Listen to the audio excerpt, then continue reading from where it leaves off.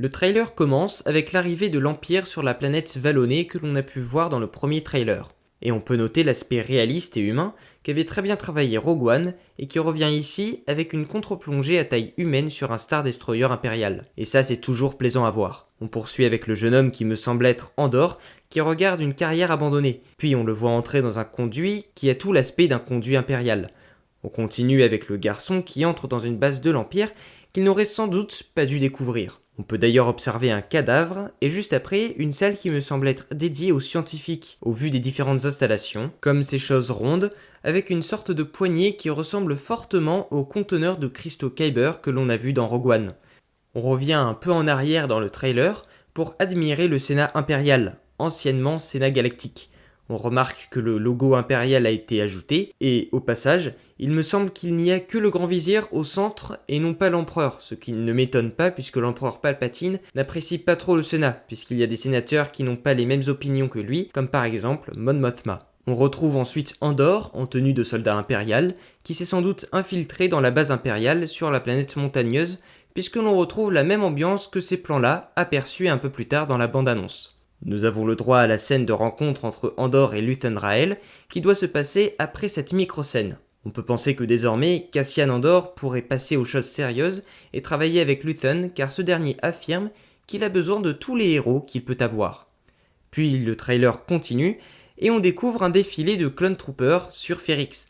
Donc il y aura des retours en arrière dans le temps. A noter que tous les clones que l'on voit portent des armures toutes blanches, et en général, les clones entièrement blancs font partie de l'ère impériale, puisque l'Empire ne voulait aucune personnalisation sur les armures. Je passe quelques scènes, dont celle d'une arrestation et de la décharge, pour arriver à la découverte du vaisseau de Luthen qui est plutôt stylé.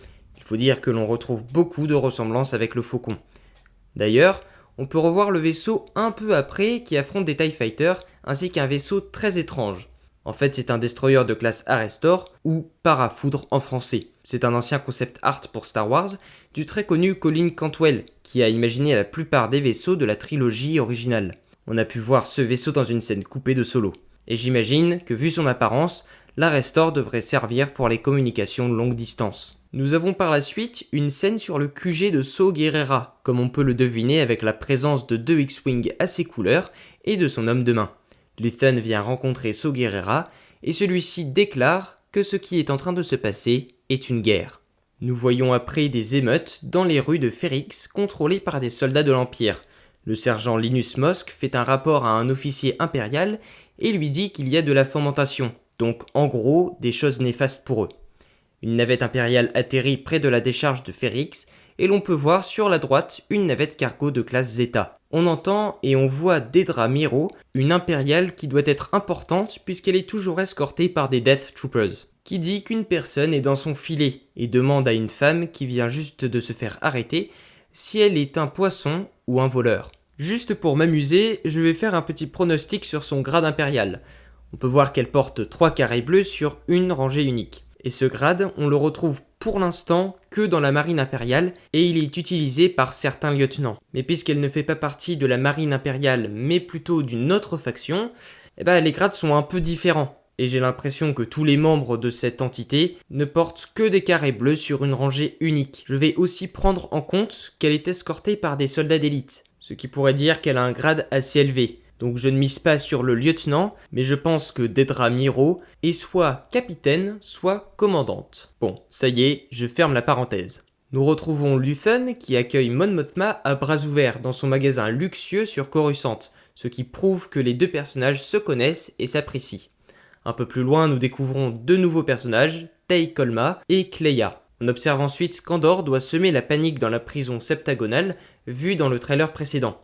On passe quelques scènes pour terminer sur des chutes de météorites ou de débris avec un petit vaisseau conduit par Andor. Voilà un petit peu toutes les choses que j'ai pu remarquer dans le trailer. Bon, bien sûr, il y a d'autres éléments, mais je trouvais qu'ils n'étaient pas forcément très intéressants. D'ailleurs, la série a été décalée pour le 21 septembre, mais en contrepartie, on aura droit à 3 épisodes le même jour. En tout cas, pour ma part, j'ai vraiment envie de découvrir la série le plus tôt possible. Ça a l'air vraiment très intéressant. N'hésitez pas à me dire dans les commentaires si vous êtes intéressé ou non par la série et les choses que je n'ai pas forcément remarquées ou que je n'ai pas dites dans cette vidéo. Sur ce, je vous dis à la prochaine, mais en attendant, prenez soin de vous, reposez-vous, et que la force soit à vos côtés.